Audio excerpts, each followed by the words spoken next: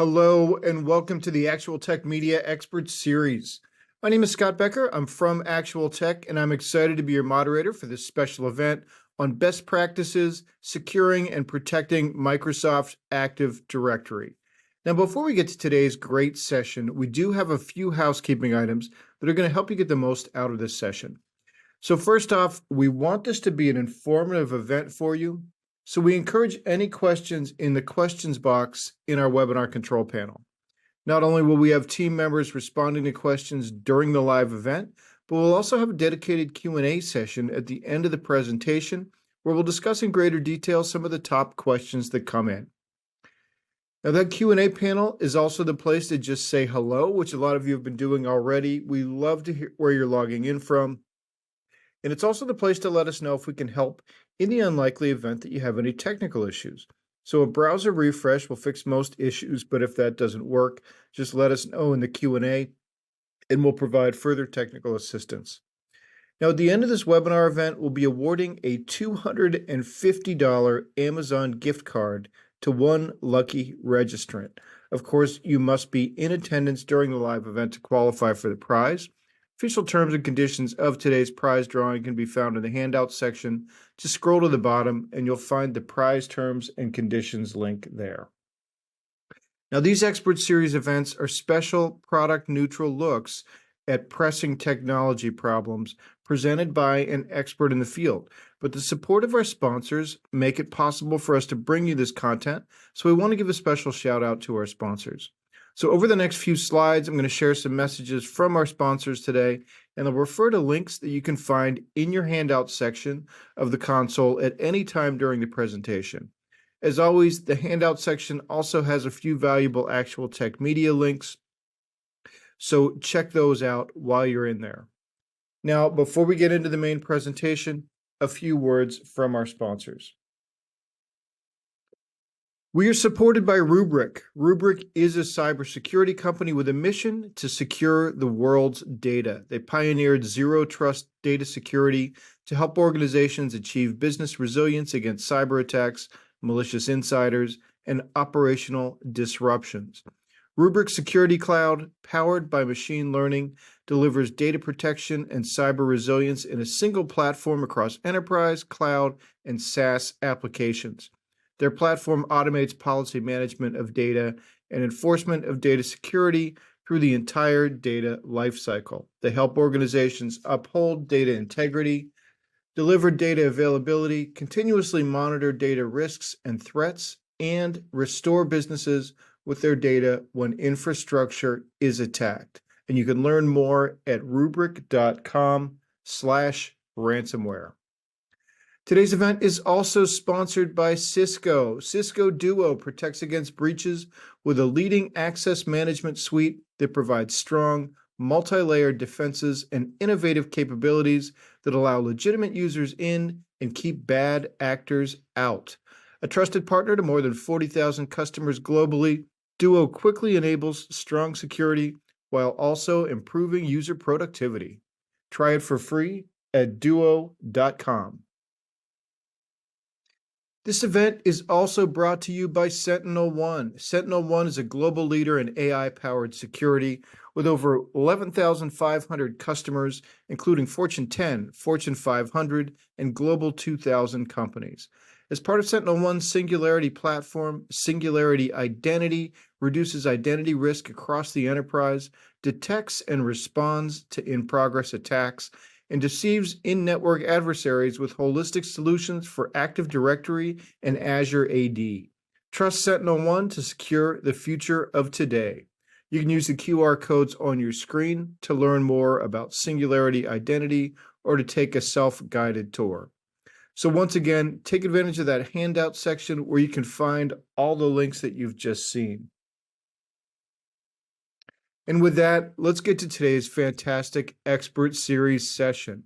So it's my pleasure to introduce you to our presenter today, Brien Posey. Brien is a longtime technology writer with extensive hands-on experience as an IT manager. Most relevant to what Brien is talking about today is the fact that he's a 22-time Microsoft MVP. So we're in good hands to hear from Brien about best practices for securing Active Directory. And now I'm going to turn things over to Brien to get us started. Thanks for that intro, Scott. So, I'm Brien Posey, and today I'm going to be talking about securing and protecting Active Directory. As Scott noted, I am a freelance technology author and speaker, a 22-time Microsoft MVP, and a commercial astronaut candidate. I've been training for a commercial space mission since 2015. So today we're going to be talking all about best practices for securing Active Directory. And all of the best practices that I'm going to be using are coming directly from Microsoft. You can find the vast majority of Microsoft's best practices for Active Directory at the URL listed on the slide. For anybody who's only got audio, the URL is learn.microsoft.com/en-us/windows-server/identity/plan/security-best-practices/best-practices-active-directory. That's a lot, but I wanted to put it out there just because this is a tremendously helpful resource. So one more thing before I really get into the presentation is that security has to be balanced with practicality. I've got a friend who used to always say that if you really want to keep your server secure, then what you need to do is unplug it, put that server in a vault, lock it up, and then drop that vault to the bottom of the ocean. And then your server is 100% secure. Nobody's ever going to get to it or to its contents. But the problem with that ridiculous example, of course, is that the server becomes completely unusable at that point. It's totally inaccessible. Well, the reason why I bring up that little analogy is because as I go through these best practices from Microsoft, what you're going to find is that not every recommendation is going to be practical for every organization. Yes, there is a lot of good stuff in this presentation, but you have to consider whether or not these best practices are right for you. So chances are what you'll find is that the vast majority of these are going to work out for your organization, but there may be a few that you'll want to omit. So I think where we need to start talking is about common entry points, because one of the things that I've found through experience is that attacks against the Microsoft Active Directory don't usually start at the Active Directory level. I don't think that I've ever seen a hack that in which an attacker initially breached the Active Directory, or even a domain controller for that matter. Instead, all of the attacks that I've seen had a totally different point of entry, and then the attacker would make various moves in order to elevate their privileges and gain access to the resources that they were truly after. So what are some of these common entry points? Well, again, these have all come from Microsoft, and there may be others. This probably isn't a comprehensive list, but one of the first things that Microsoft lists is gaps in antivirus and anti-malware deployments. So I think the reason why this is on there is because very often what will happen during an attack is that an attacker will initially breach the system and they'll stay dormant in there for an extended period of time after the initial breach has taken place. And during this dormancy period, they'll explore the system and look for areas in which there may be weaknesses that can be exploited. And they'll also explore the network and find out where your resources are located, what assets you might have in place. And typically what they'll also do while they're in there is plant various types of malware. And this serves a couple of different purposes. Because for one thing, the attacker doesn't want to risk having a password get changed once they've already managed to get in. They want to provide themselves with another way of getting in the event that you become wise to the attack and lock them out. So typically they'll plant some sort of malware that will give them backdoor access. Also, a lot of times they'll go ahead and plant ransomware. Now, this isn't ransomware that executes immediately. This is something that they can launch later on when they're ready to hold your organization ransom. So gaps in antivirus and anti-malware deployments make it easier for an attacker to get in and plant these various forms of malware on your network without your knowledge. Another one, and this is a big one, is incomplete patching. Every organization needs to have a comprehensive patch management solution in place. Also, we have things like outdated applications and operating systems. We do our best as IT professionals to run the latest operating systems and to make sure our applications are current. But every once in a while, you may find that there's a business need for running something that's truly outdated. Uh, Sometimes this is driven by a direct business requirement. Sometimes it might even be budgetary. I saw an example of this not too long ago, actually. I was at, well, I won't name the name of the company, but it's a major retailer. It's something that I'm sure you've all heard of. And I was getting ready to check out, and the point of sale terminal was having some problems and they had to reboot it.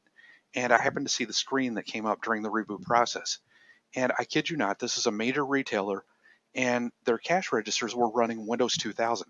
We're talking about an operating system that came out in 1999, so it's 25 years old, and this was running on the point of sale for a major retailer. So the point that I'm making is that outdated applications and operating systems are out there, and they exist in the real world and are actively being used. And yet this is a major source of security breaches. It's an easy point of entry for an attacker. Another point of entry is misconfiguration, and this is another really big one, because oftentimes what you'll run into in real world environments is someone deploying a system, maybe an Active Directory environment or something else, and not fully understanding it, so it's not configured quite right, and an attacker can take advantage of that. I've also seen situations where someone has deliberately disabled security features. Now, they don't necessarily do this to be malicious, but either A, they don't understand the security implications of doing that, or B, there's some sort of business or functionality requirement that demands that they disable those security features. Again, this is an example of a misconfiguration that can end up causing problems and result in a point of entry for an attacker. And then the last thing on the slide, lack of secure application development and or deployment practices. So the way that you deploy applications in your environment, if it's done insecurely, that could serve as a point of entry for an attacker. And if your organization builds its own applications, those applications, of course, have to be developed in a secure manner. So just as an attacker has to have a point of entry, typically they'll have to have some sort of credentials in order to do much of anything on your network. So credential theft is a big thing that you have to watch out for. Now, credential theft is often attributed to users falling for phishing messages. And we've all seen examples of this. A user might get a message saying, we need to validate your Microsoft 365 credentials, and there will be some sketchy link in the message that the user clicks on. And then they see a pop-up box that looks just like the Microsoft 365 sign-on screen. The user enters their credentials, and then the attacker captures those credentials and gets into the network. So that's what most people tend to think of when it comes to credential theft. However, admins can also contribute to credential theft. And the way that this commonly happens is by using a privileged account to sign into an insecure computer on your network, or by browsing the internet while logged into a privileged account. Now, why does this matter? Well, remember what I said earlier, an attacker is going to need some sort of point of entry on your network. And oftentimes that point of entry is going to be whatever the attacker deems to be the easiest, whether it's an IoT device or just some domain joined PC on your network. And if it does happen to be a domain joined PC, then what the attacker will commonly do is perform what's called a pass the hash attack. So the attacker will exploit this PC, they'll log into or gain access to it, and then they'll export the password database. It's basically a list of all the accounts that have ever logged into that PC. And then they can perform a crack on that password database that's local to that PC. And in doing so, they can find out if an administrator has ever logged onto that machine. If they have, then they capture the administrator credentials. If no administrator has ever logged onto it, then what the attacker can do is use the credentials that they do have and move on to another machine and try logging into that machine and capturing the accounts that have logged into that machine. So at that point, the attacker once again checks for the presence of administrative credentials, and they'll go from machine to machine to machine until they find one that an administrator has logged into. And then at that point, they have the administrative credentials. So this is why I say on the slide that admins can contribute to credential theft by using privileged accounts to sign into unsecure computers. So it's super important that as an administrator, you never sign into an unsecure computer on your network. Now, it's easy to say, okay, on my network, we take security seriously, and every domain joined system that I'm using is hardened, it's secure. Well, one thing that you have to keep in mind is that one of Microsoft's recommendations is that you only access the Active Directory environment specifically for domain management purposes from a system that is purpose built for that. And that's something I'm going to be talking a little bit more about later on. Another thing that Microsoft recommends is that you avoid configuring local privileged accounts with the same credentials across all systems. And this goes back to what I was talking about a moment ago, where someone uses a pass the hash attack. And so the credentials are the same on one PC to the next to the next. And the way that you can avoid having duplicate administrative credentials on local PCs on your network is to use Microsoft Labs. Labs is I'm trying to remember what it stands for, Local Administrative Password Service, or something to that effect. It essentially randomizes the administrative password on local systems. And the groups that have the highest privileges that Microsoft recommends really making extra effort to protect are enterprise admins, domain admins, and administrators. So there may be other groups that you've created that have equal privileges to these, and you should also work really hard to protect those. But by default, these are the built-in groups that have the highest permissions. So when it comes to the accounts that are the most heavily targeted, there are several that Microsoft lists. First of all, and at the top of the list, we have executives. And the reason for that is that very often attacks are made to seek out sensitive information. An attacker may want to steal corporate secrets. An attack may be funded by a competitor even. And so oftentimes executives who have access to the most sensitive information in the company are the ones whose accounts are targeted. And even if the attacker isn't interested necessarily in compromising this information, they might run some sort of extortion scam where they threaten to expose the information unless the organization pays a ransom. Next on the list is help desk staff. And the reason why help desk staff tend to be targets is because very often members of the help desk staff have the authority to reset passwords on the network. So if an attacker can compromise an account belonging to a member of a help desk staff, then they gain the ability to change passwords for other accounts, and that gives them easy access to privileged accounts because they can simply go in and change the password on those accounts and log right in.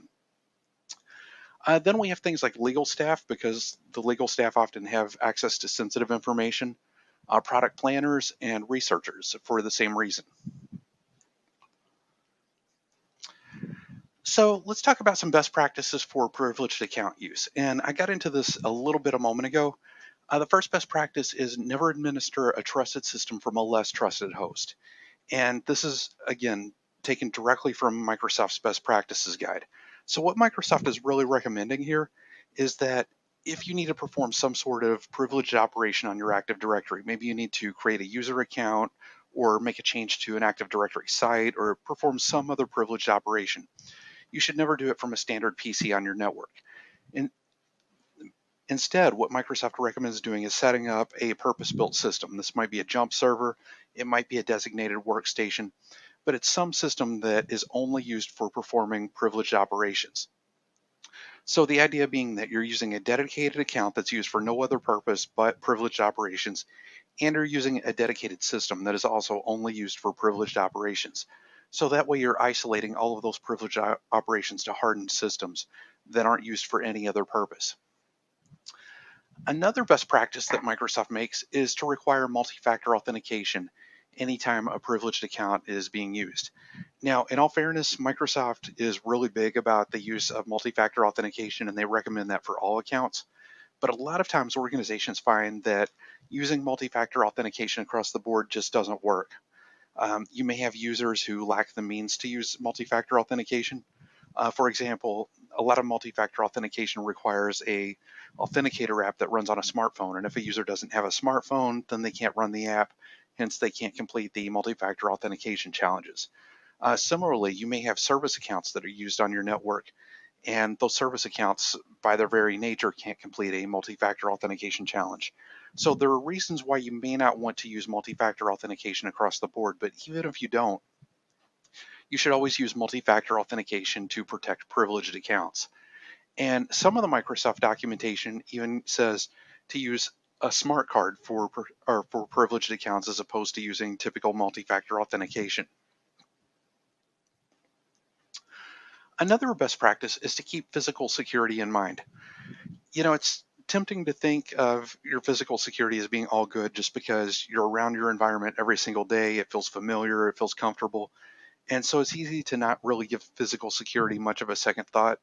But yet, if you go through the documentation that I mentioned at the very beginning of this presentation, a huge portion of that documentation is related to physical security. So clearly this is something that Microsoft places a high priority on.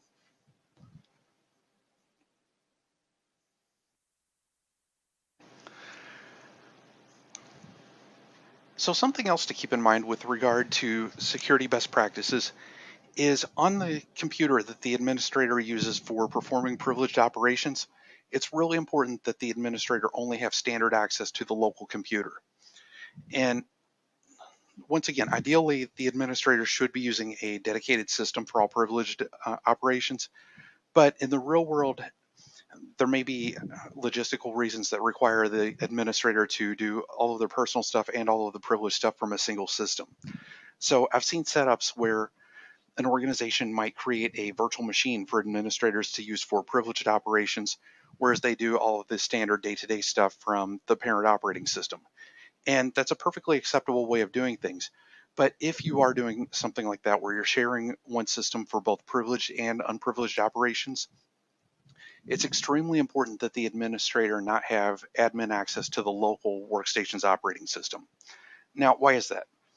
Well, it's because when the administrator or when the user does log in, if they have admin privileges and they're just operating as a standard user, so let me clarify that a little bit. They've got admin privileges at the local machine level, but standard privileges at the Active Directory level. So they're operating as a standard user at that point, but because they're in IT, they've got admin privileges locally.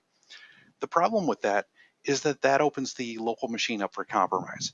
So the user's operating as the admin is operating as a standard user. They're going about their day-to-day stuff, surfing the internet, doing whatever, and they happen to trigger a malware infection. Well, that malware infection is allowed to happen because they do have administrative privileges on the local machine. So there are a lot of different types of malware out there. This doesn't necessarily mean that they're going to unleash a ransomware infection, but let's just say for a moment that that malware infection involves a keylogger. So this keylogger is silently installed on the parent operating system because remember, this user, even though they have standard permissions at the Active Directory level, they still have admin permissions at the local machine level. So this keylogger is allowed to install. Then later on in the day, the person has to do a privileged operation, so they sign in with a privileged account. Well, that keylogger is already in place, and it's able to capture those administrative credentials. And then at that point, the organization's network can become compromised. So what do you do about local administrator accounts? Well, as I mentioned earlier, it's a good idea to use Microsoft Labs as a way of making sure that passwords are different from one machine to the next to the next. And incidentally, Microsoft already disables local admin accounts on domain joined PCs by default. And if you're able to, it's a good idea to leave that disabled. Microsoft also recommends that you put some group policies into place so that you can disable certain types of activity. The group policy settings that Microsoft recommends using are located at Computer Configuration, Policies, Windows Settings, Security Settings, Local Policies, User Rights, user right assignments. And the 4 policy settings that they recommend enabling are deny access to this computer from the network, deny logon as a batch job, deny logon as a service, and deny logon through remote desktop services. So let's talk about physical security. As I mentioned a moment ago, Microsoft places a very heavy priority on physical security for Active Directory environments. So one of the first recommendations that they make is that physical domain controllers need to be installed in a dedicated secure rack or cage, separate from the general server population. So in other words, what they're really saying here is that if you've got your own data center and you've got domain controllers and member servers and who knows what else, they're recommending using a dedicated cage for all of your domain controllers so that they're separate from all of the other servers. The idea being that an organization of that size will typically have a number of different administrators who have various specialties. And not all of those administrators are going to be authorized to access domain controllers. So why even allow them to have physical access? You should restrict the domain controllers physically so that they're only accessible to those who have authorized access to them. Microsoft goes on to say that domain controllers should be configured with Trusted Platform Module chips, or TPM chips as they're more commonly referred to, and that you should use BitLocker drive encryption to encrypt all of the volumes that are connected to those servers. And incidentally, if the domain controller is configured to use software RAID or serial attached SCSI, or if it uses SAN or NAS storage or dynamic volumes, then you're not going to be able to use BitLocker. So Microsoft recommends that you only use local storage with a physical domain controller, if that's at all possible, because that will allow you to use BitLocker encryption for your domain controllers. Now, with regard to BitLocker, I've heard people say that they don't want to use it because of the performance hit. And Microsoft actually addresses this in their documentation. They say that BitLocker adds a small performance overhead in single-digit percentages, but protects the directory against compromise, even if disks are removed from the server. So in other words, the disks get encrypted, and even if somebody steals the system drive out of your domain controller, they're not going to be able to do anything with it because it's encrypted. Now, what about this performance overhead? Well, as I mentioned a moment ago, I know people who refuse to use BitLocker because they say that it's too resource hungry.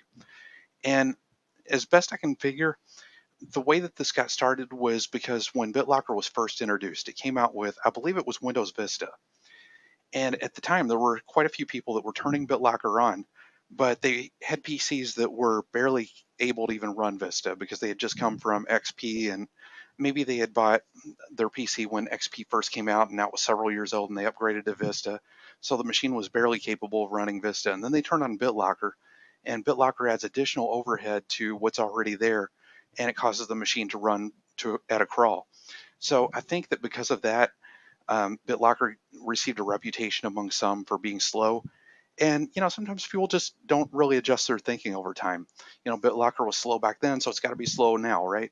But today, using BitLocker is trivial. It really doesn't add very much performance overhead at all. So assuming that your domain controllers do have local storage, there's really no reason not to use BitLocker. And incidentally, even if you don't want to run BitLocker on your domain controllers, which again, you've got to balance the need for security against the practicality of implementing these best practices and do what's right for your own organization. But even if you don't want to use BitLocker on your domain controllers, I strongly recommend using it on any read-only domain controllers, because read-only domain controllers, by their very nature, are used in less secure environments. So anything that you can do to bolster security is going to be good. Okay, so we've talked about physical domain controllers. What about virtual domain controllers? Well, the recommendations really aren't all that different. But one of the things that Microsoft recommends is to consider running virtual domain controllers in Hyper-V on Windows Server, even if you use a third-party virtualization solution for everything else. Now, this may just be Microsoft trying to promote their own products. It could very well be that that's all it is. But they go on to say that running it in Hyper-V provides a minimal attack surface, and that it also eases management. Because the virtual domain controllers can be managed right alongside the Hyper-V host. And then Microsoft goes on to say that if you use System Center Virtual Machine Manager, or SCVMM as a lot of people call it, for management of your virtual machine infrastructure, then you can delegate administration for physical hosts on which a domain controller virtual machine resides, and for the domain controllers themselves to authorized administrators. So what Microsoft is really saying here is that if you've got a virtualized environment, then use a dedicated host for your virtualized domain controllers rather than grouping them with a bunch of random virtual machines. So that way, all of your domain controllers are in one place. And if you've got certain administrators who are tasked with overseeing domain controllers, well, then you can give them access to those domain controllers and to the virtualization software that it's running on, so that you don't have to worry about situations in which your virtualization admins or your storage admins might gain access to those domain controllers just by nature of having to manage the underlying virtualization stack. So what about physical domain controllers in branch offices? Well, Microsoft says that in locations where multiple servers reside but aren't physically secured to the degree that data center servers are secured rather, then physical domain controllers should be configured with TPM chips and BitLocker drive encryption for all volumes. So the recommendation is basically the same as it would be in a data center, with the exception that there's no recommendation here about using a cage, simply because in the types of environments that they're talking about, a cage wouldn't typically be present. And then Microsoft goes on to say that if a domain controller can't be stored in a locked room in a branch location, then you should consider deploying read-only domain controllers in those locations. So what about virtualized domain controllers? Well, Microsoft's recommendation is that if you have to mix virtualized domain controllers with other types of virtual machines on the same physical virtualization host, then they recommend that you not only use Hyper-V, but that you also enable shielded virtual machines. Because shielded virtual machines make it so that if somebody were to copy the virtual hard disk files off of the virtual machine and try to run those files on another machine, they won't be able to because everything's encrypted. So using shielded virtual machines will protect you against rogue administrators, whether those administrators are virtualization admins, network admins, storage and backup admins. It's going to make it so that those virtual machines are specific to that server that you've designated it on and can't be moved off of there. So what about virtualized domain controllers in branch offices? Well, whenever possible, you should run virtual domain controllers in branch offices on separate physical hosts other than the other virtual machines on the site. That's kind of a given. Microsoft's essentially repeating the same thing that they've already said. But again, this isn't always going to be practical. So Microsoft goes on to say that if you're not able to do this, then you should implement TPM chips and BitLocker drive encryption on all the hosts on which virtual domain controllers run, so that way you can add an extra level of protection. And then they go on to say that depending on the size of the branch office and the security of the physical host, you should consider deploying read-only domain controllers in branch locations, which is almost always a good idea. So what about remote locations with limited security? Well, Microsoft's recommendation is that in locations where only a single physical server can be installed, a server capable of running virtualized workloads should be used. And you should also use BitLocker to encrypt all of the volumes on that server. And then they go on to say that one of the virtual machines on the server should run as a read-only domain controller, and you should run any other required services in separate virtual machines. So what we're really trying to do here is to separate your virtual domain controllers from everything else and provide a good solid isolation boundary. Now, I've mentioned read-only domain controllers a few different times here. For anybody who is not familiar with the concept of a read-only domain controller, it's a type of domain controller that hosts read-only partitions of the Active Directory database. So in other words, a read-only domain controller is going to contain a full copy of the Active Directory database, just like any other domain controller. But there are two things that are different between a read-only domain controller and a standard domain controller. The first difference is that, as the name suggests, a read-only domain controller is just that, it's read-only. So you're not going to be able to modify the read-only domain controller's Active Directory database directly. Instead, what happens is that all write operations have to be made against a writable domain controller, or a standard domain controller rather, and then those write operations will then be replicated to that read-only domain controller. The other difference is that read-only domain controllers don't contain a copy of account passwords. So that way, if someone were to physically steal the domain controller, they might gain access to the Active Directory database or a copy of it, but they're not going to get access to your passwords.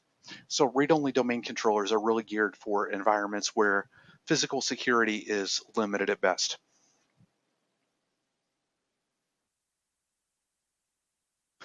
So everything that I've covered on the last several slides is to say that good physical security for domain controllers is a must. But domain controllers also need to run a hardened configuration, because physical security, as important as it is, will only get you so far. And as I mentioned earlier, jump servers should be secured and hardened to the same degree as your domain controllers, because otherwise you risk undermining your security efforts. And really, if you stop and think about it, that just kind of makes sense.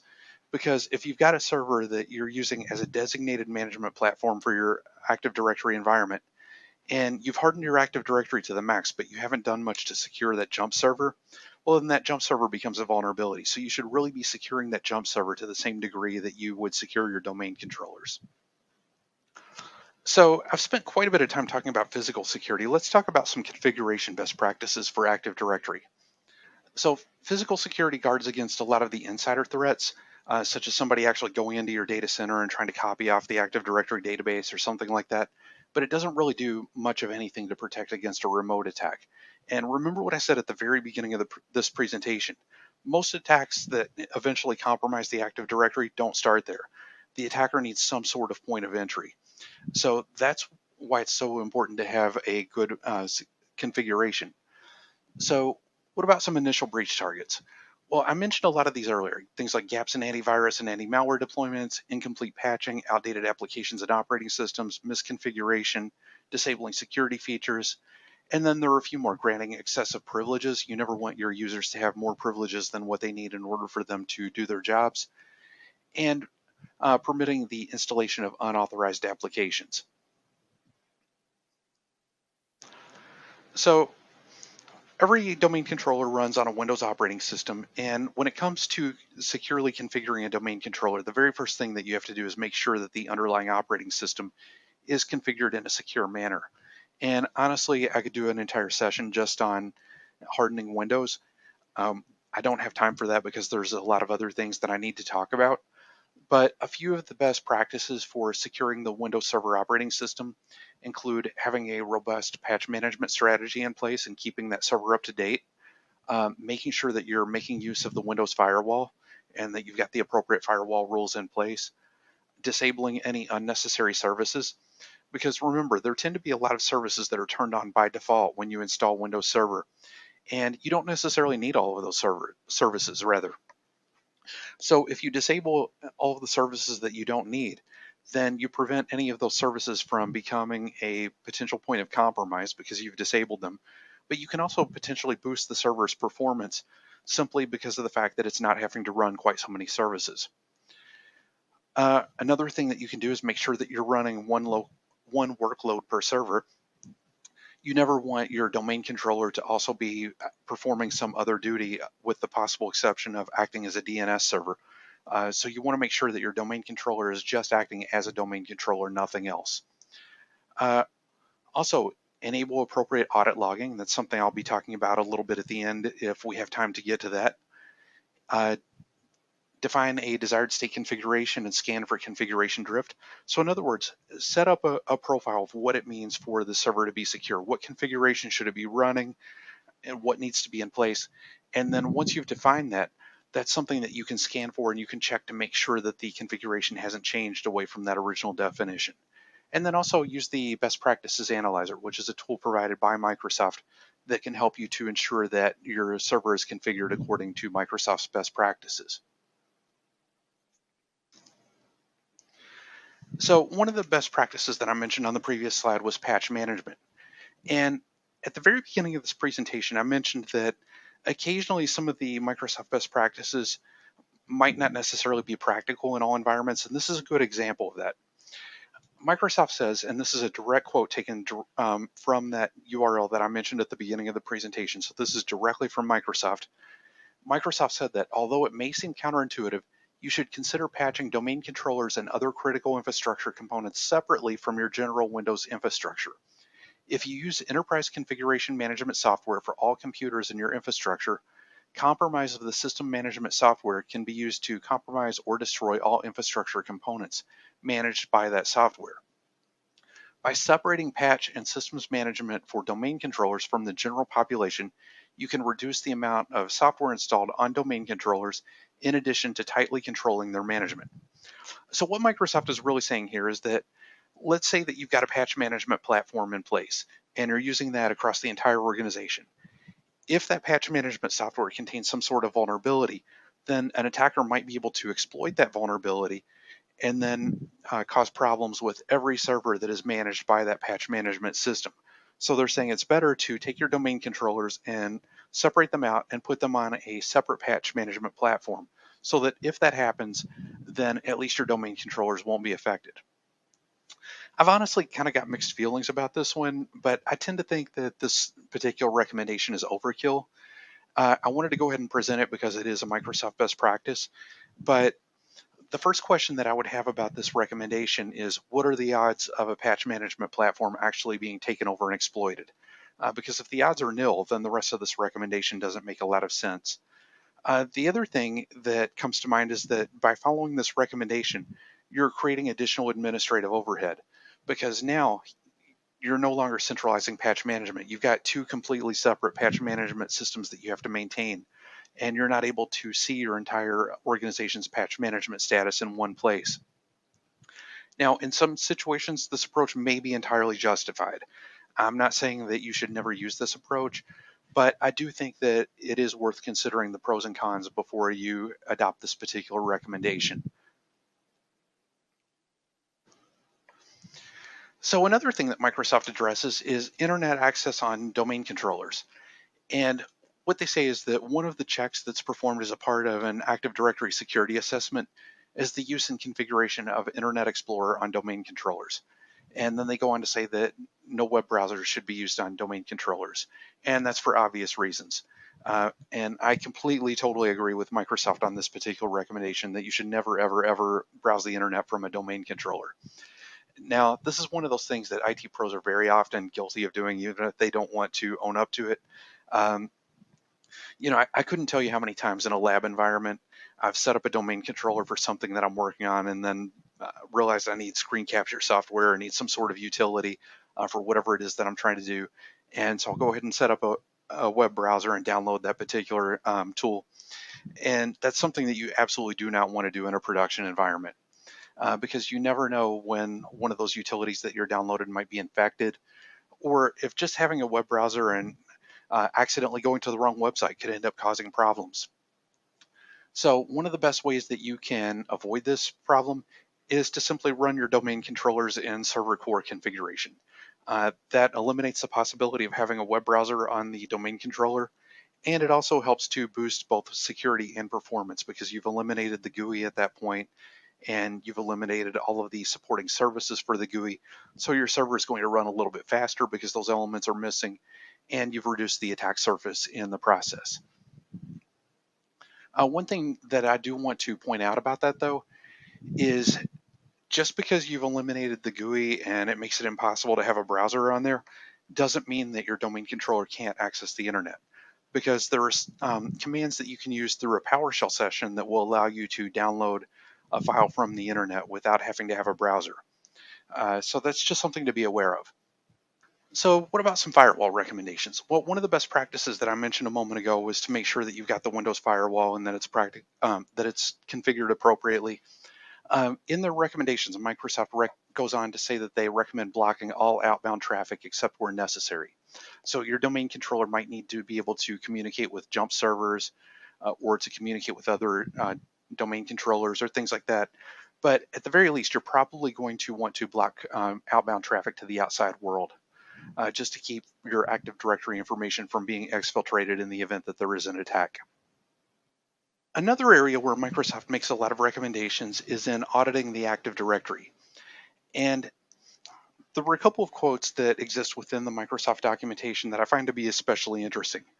The first of those quotes was, "The apparent ineffectiveness of event monitoring and log analysis continues to be somewhat of an enigma. The opportunity for detection is there. Investigators noted that 66% of victims had sufficient evidence available within their logs to discover the breach had they been more diligent in analyzing such results." Then they go on to say that the lack of monitoring active event logs remains a consistent weakness in many companies' security defense plans. The 2012 Verizon data breach report found that even though 85% of breaches took several weeks to be noticed, 84% of victims had evidence of the breach in their logs. Now, this particular quote is referencing a really old report. I mean, it's 2024 and they're referencing a report from 2012.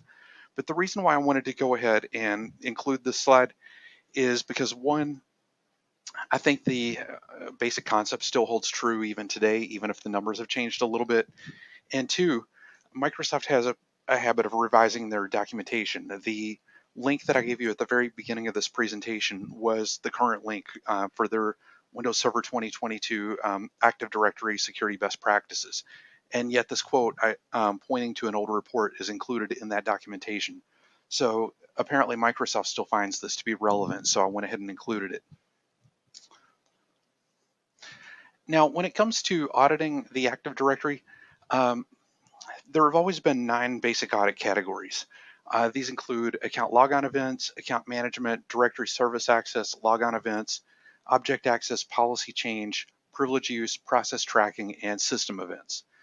Now, back in Windows Server 2008, Microsoft introduced advanced audit categories.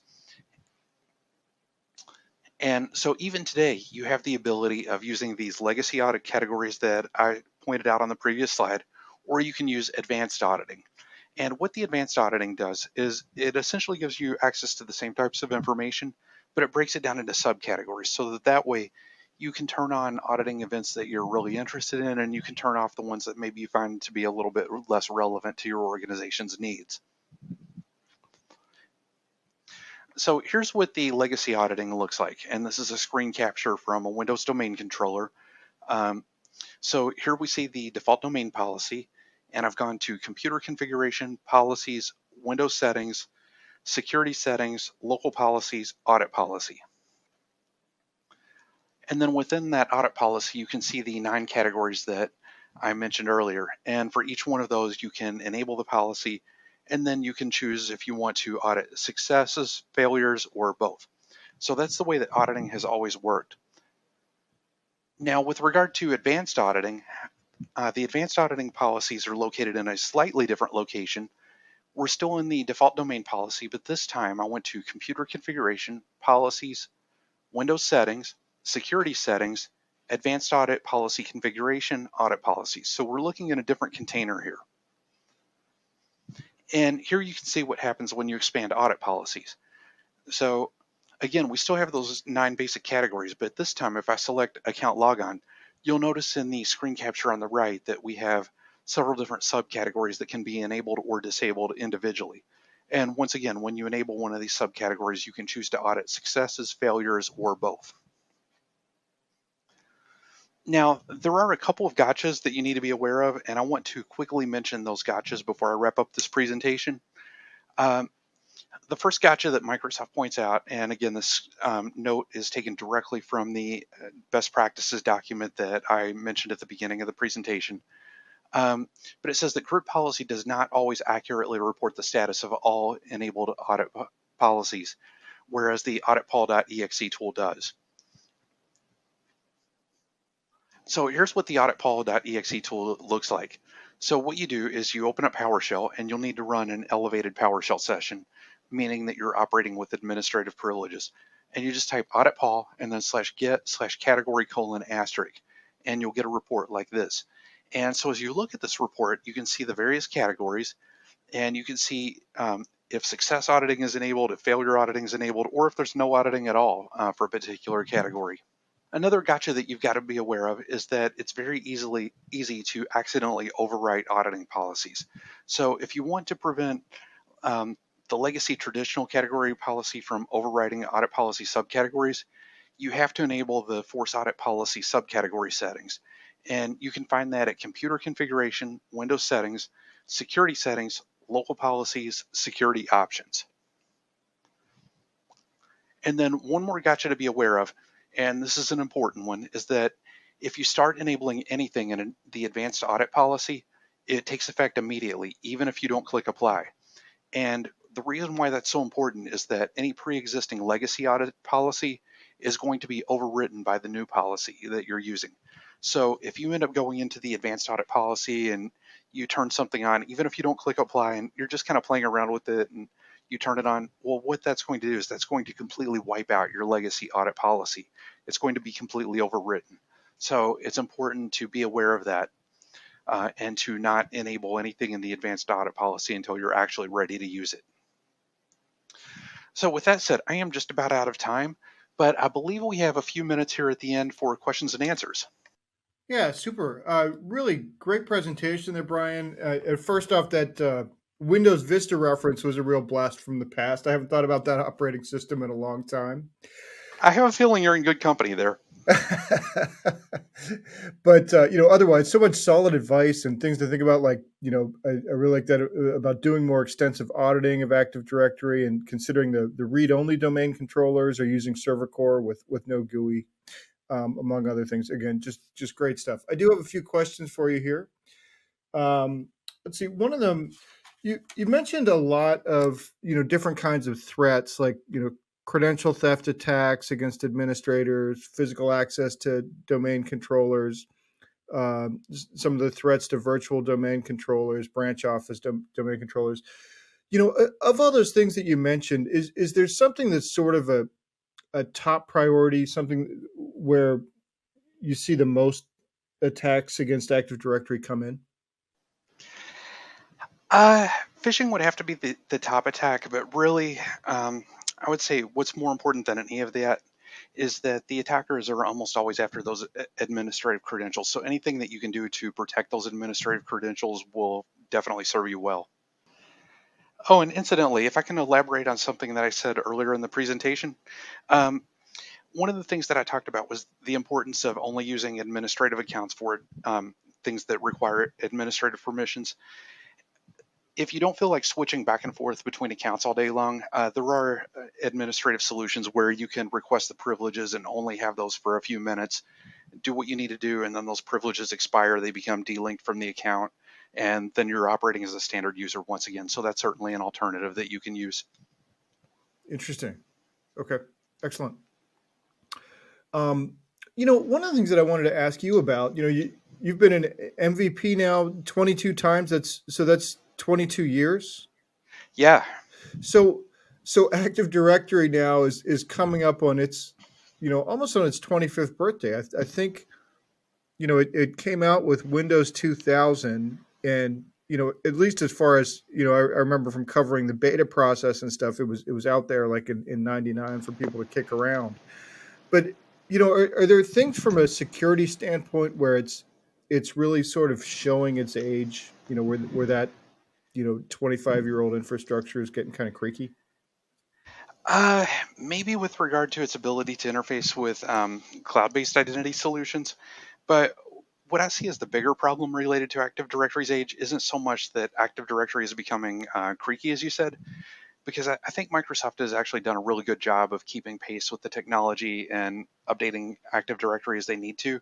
What I see as being the bigger problem is legacy establishments, because even before Active Directory, there was the concept of forest and domains and things like that in Windows NT. So you may have an organization like back in the mid 90s adopted a Windows NT server, had a domain, and then at some point they put Active Directory in place. And then they've been upgrading from one version of Windows to the next for all these years. So there may be elements that they've put in place like 30 plus years ago that are still there. And maybe those particular elements within the Active Directory haven't aged well. I'm talking about things like their group structures or permissions that they put in place, or even maybe the site structure. Some of that may not have updated as security best practices have changed or as their organization has evolved. So I think legacy elements lurking within the Active Directory are probably the bigger security threat than Active Directory itself. Really interesting. Yeah. Okay. Great. And then just one kind of clarification on that. You showed a slide about patch management and advice there.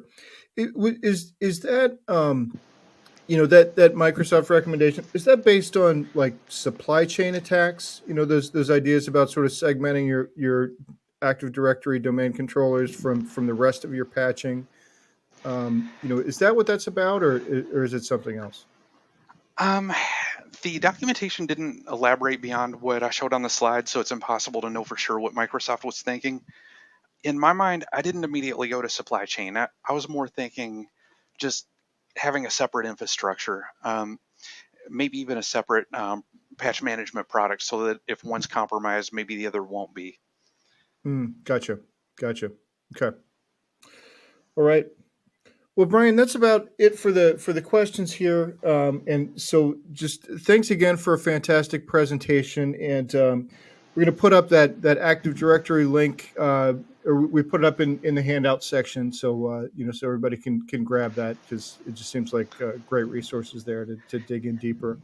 Yeah, I would absolutely recommend that people check that out, because there is so much more in that resource that I didn't have time to go to in the presentation. Fantastic. Yep. All right. Well, Brien, always great to have you on. Really appreciate your time today. Thanks a lot. Oh, thank you for having me.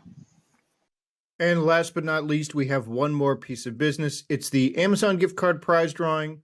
And the winner of this $250 Amazon gift card is Mark Krevinghouse from Michigan. Congratulations to Mark Krevinghouse. We'll be in touch to get you your card. And with that, on behalf of the Actual Tech Media team, I want to thank our sponsors for making this event possible. That's Rubrik, Cisco, and SentinelOne. And thanks as always for attending and for your great questions. That's going to conclude today's event. Have a fantastic rest of your day.